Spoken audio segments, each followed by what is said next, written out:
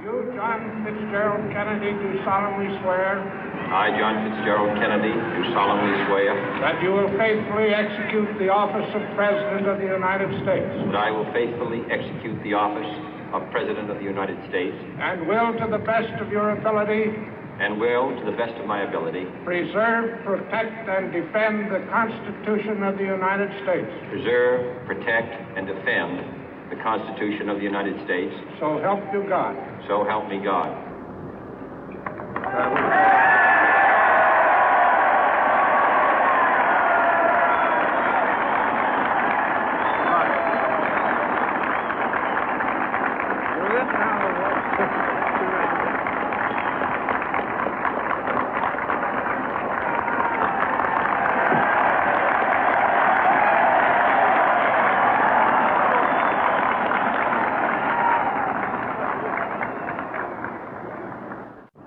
Vice President Johnson, Mr. Speaker, Mr. Chief Justice, President Eisenhower, Vice President Nixon, President Truman, Reverend clergy, fellow citizens. We observe today not a victory of party, but a celebration of freedom, symbolizing an end as well as a beginning, signifying renewal as well as change. For I have sworn before you and Almighty God the same solemn oath our forebears prescribed nearly a century and 3/4 ago.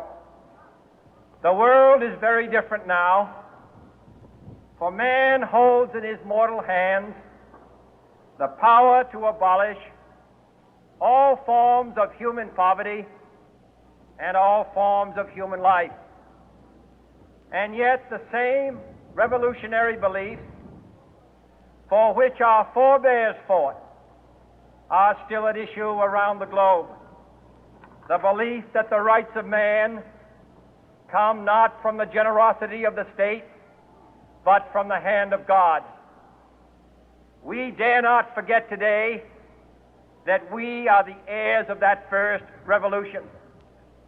Let the word go forth from this time and place to friend and foe alike that the torch has been passed to a new generation of Americans born in this century, tempered by war, disciplined by a hard and bitter peace, proud of our ancient heritage, and unwilling to witness or permit the slow undoing of those human rights to which this nation has always been committed and to which we are committed today at home and around the world.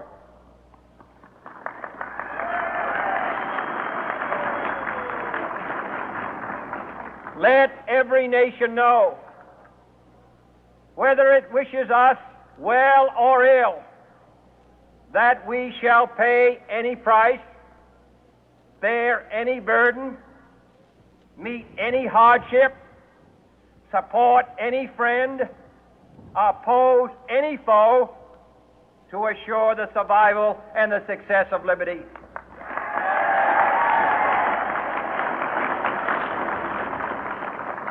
This much we pledge and more. To those old allies whose cultural and spiritual origins we share, we pledge the loyalty of faithful friends. United, there is little we cannot do in a host of cooperative ventures. Divided, there is little we can do, for we dare not meet a powerful challenge at odds and split asunder.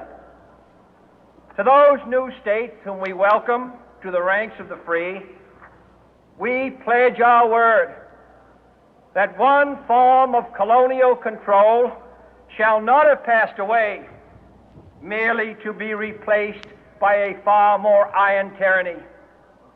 We shall not always expect to find them supporting our view, but we shall always hope to find them strongly supporting their own freedom, and to remember that in the past, those who foolishly sought power by riding the back of the tiger ended up inside.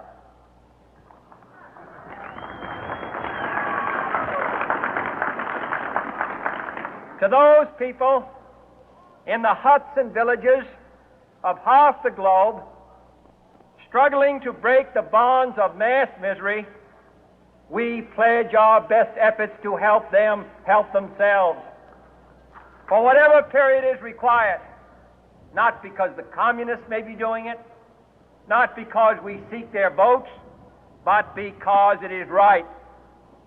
If a free society cannot help the many who are poor, it cannot save the few who are rich.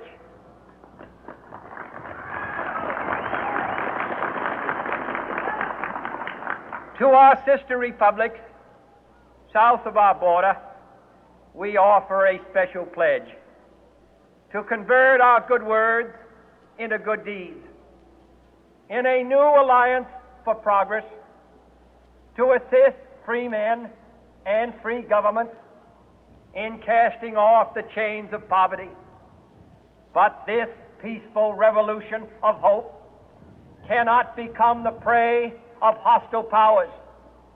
Let all our neighbors know that we shall join with them to oppose aggression or subversion anywhere in the Americas.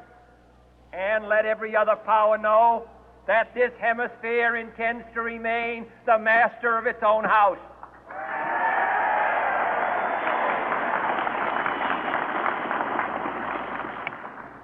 To that World Assembly of Sovereign States, the United Nations, our last best hope, in an age where the instruments of war have far outpaced the instruments of peace, we renew our pledge of support to prevent it from becoming merely a forum for invective, to strengthen its shield of the new and the weak, and to enlarge the area in which its writ may run.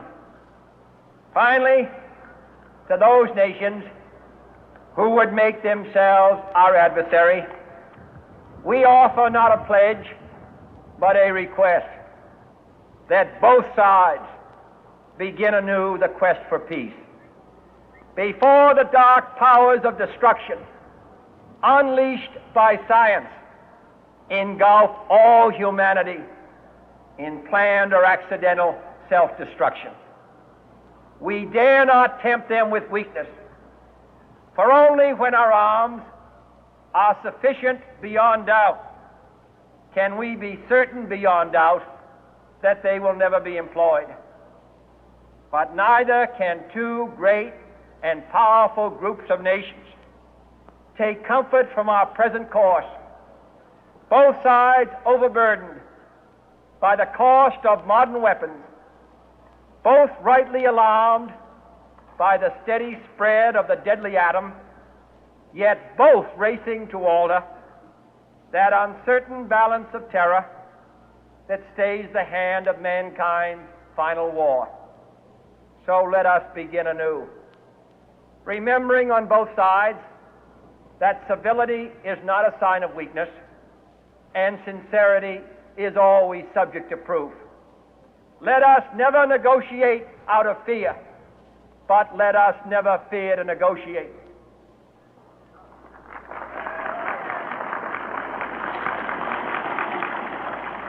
Let both sides explore what problems unite us, instead of belaboring those problems which divide us. Let both sides, for the first time, formulate serious and precise proposals for the inspection and control of arms, and bring the absolute power to destroy other nations under the absolute control of all nations.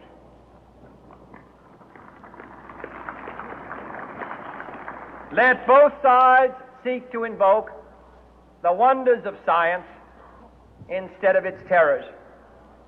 Together, let us explore the stars, conquer the deserts, eradicate disease, tap the ocean depth, and encourage the arts and commerce. Let both sides unite to heed in all corners of the earth the command of Isaiah to undo the heavy burden and let the oppressed go free. And if a beachhead of cooperation may push back the jungle of suspicion, let both sides join in creating a new endeavor, not a new balance of power, but a new world of law, where the strong are just and the weak secure and the peace preserved. All this will not be finished in the first 100 days, nor will it be finished in the first 1,000 days, nor in the life of this administration, nor even perhaps in our lifetime on this planet. But let us begin.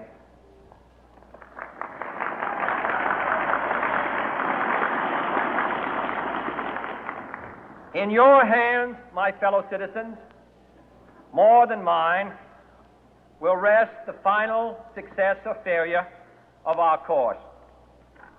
Since this country was founded, each generation of Americans has been summoned to give testimony to its national loyalty.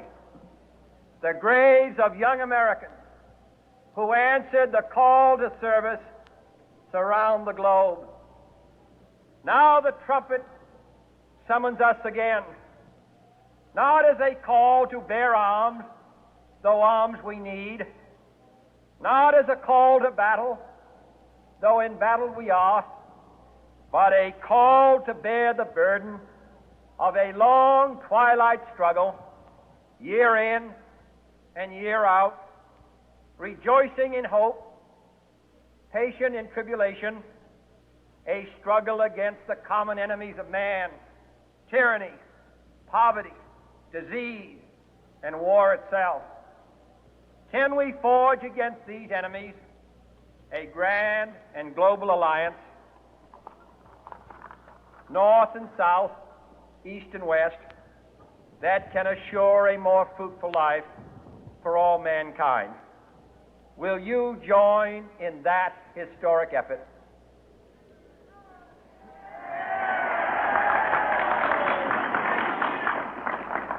In the long history of the world, only a few generations have been granted the role of defending freedom in its hour of maximum danger.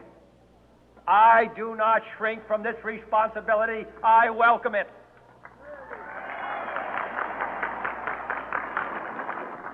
I do not believe that any of us would exchange places with any other people or any other generation. The energy, the faith, the devotion which we bring to this endeavor will light our country and all who serve it. And the glow from that fire can truly light the world. And so, my fellow Americans, ask not what your country can do for you, ask what you can do for your country.